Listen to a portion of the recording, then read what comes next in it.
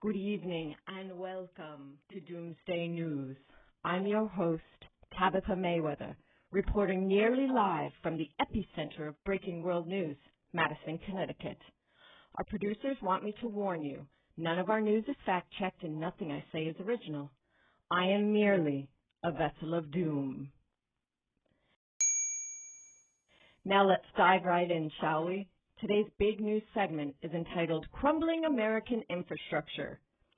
Our team at Doomsday News is seeing widespread catastrophic destruction in the southeast from Hurricane Helene. States impacted include Florida, Georgia, Tennessee, South Carolina, North Carolina, and Virginia. Towns and cities such as Black Mountain, Asheville, Atlanta, and Augusta have all been flooded. Additionally, smaller, rural, unheard-of places have also faced catastrophic flooding and widespread damage. Roads and bridges have been completely washed away. Many mountainous areas have one road in and one road out. This causes major logistical problems in a disaster such as this. Many places are in need of food, water, and empty portable gas containers, in addition to all necessities of life such as medications.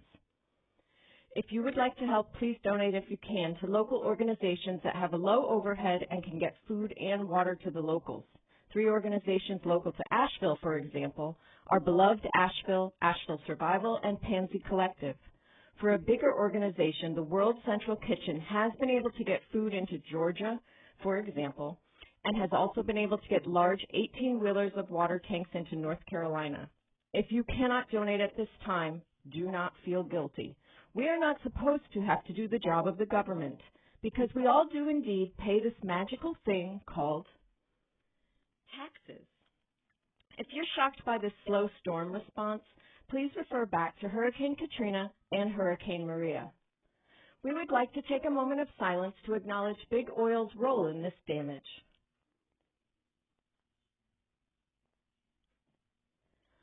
When the ice caps melt, the water doesn't disappear. The Earth can be thought of as an ecosystem, and when the ice caps melt, the water stays within the system. This leads to much, much heavier rain, higher tides, flooding, and mudslides. We would now like to take a moment of silence for politicians who do nothing to avoid climate change damage for everyday citizens of the United States.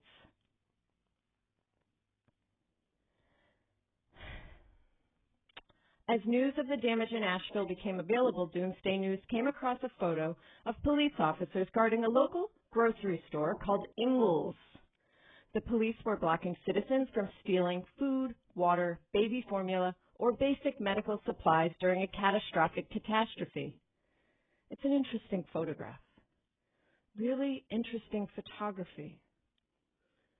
If you currently have running water in western North Carolina, you may need to assume that your water will eventually stop running. If you're in a place hit badly by the storm, there are boil water advisories. The city of Asheville has advised residents to collect their water if it is running. Citizens who do currently have running water are to plan and expect their water may possibly stop running.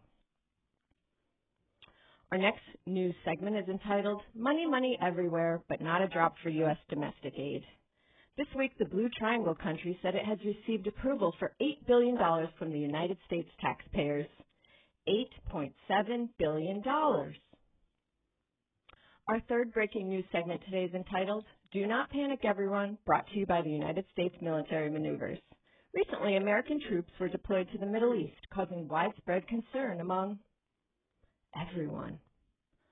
Although the troops have been called to the area, their presence is probably a deterrent to Iran and not an immediate threat of some type of immediate American action. At Doomsday News, we are not military experts. We watch Greg J. Stoker for our military information on the gram.